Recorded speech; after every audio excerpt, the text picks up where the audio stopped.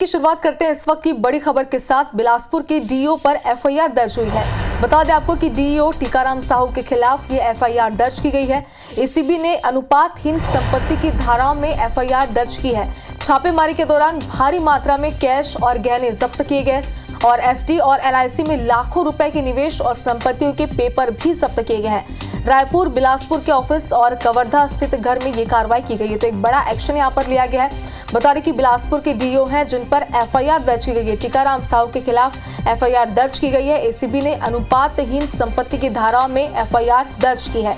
छापेमारी के दौरान भारी मात्रा में यहाँ पर कैश और गहने जब्त किए गए। एफडी और एलआईसी में लाखों रुपए के निवेश और संपत्तियों के पेपर भी जब्त किए गए हैं। रायपुर, बिलासपुर के ऑफिस और कवर्धा स्थित घर में ये पूरी कार्रवाई की गई है।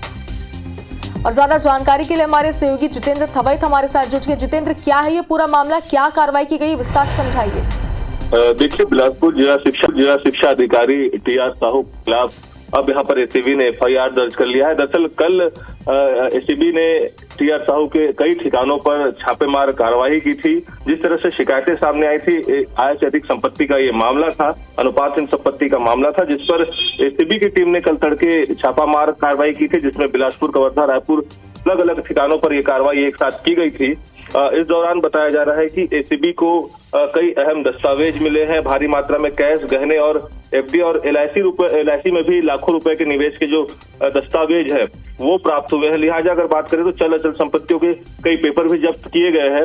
इसी को आधार बनाते हुए एसीबी ने यहाँ पर अनुपातहीन संपत्ति की धाराओं के तहत एफआईआर दर्ज कर ली है। हालांकि कल जिस तरह से छापेमार कार्रवाई हुई थी, उसके बाद डीईओ टीआर साहू का भी बयान सामने आया था। उन्होंने तब ये कहा था कि उनके खिलाफ आय से अधिक संपत्ति का मामला है, जिसकी शिकायत पर टीम जांच करने पहुंची थी। हालांकि तब उन्होंने ये जानकारी जरूर दी थी कि कोई दस्तावेज जब्त नहीं किए गए हैं, वो पाक साफ है। हालांकि अब जब यहाँ पर एसीबी ने एफआईआर दर्ज कर लिया है, इससे साफ है कि कहीं न कहीं बड़े पैमाने पर यहाँ पर आय से अधिक संपत्ति का मामला जो है वो सामने आया है। अनुपातहीन संपत्ति जो है अलग अलग पदस्थापना के दौरान यहाँ पर डीईओ ने अर्जित की है। इसी को लेकर एसीबी की टीम को शिकायत मिली थी और उसी शिकायत के आधार पर अब एसीबी ने यहाँ पर एफआईआर दर्ज कर लिया और एफआईआर दर्ज करने के साथ अनुपातहीन संपत्ति के कई दस्तावेज, गहने, जेवर, पैसे, नगद जमीन के दस्तावेज सहित अन्य दस्तावेजी प्रमाण जो है वो यहाँ पर एसीबी ने जब्त भी किए हैं।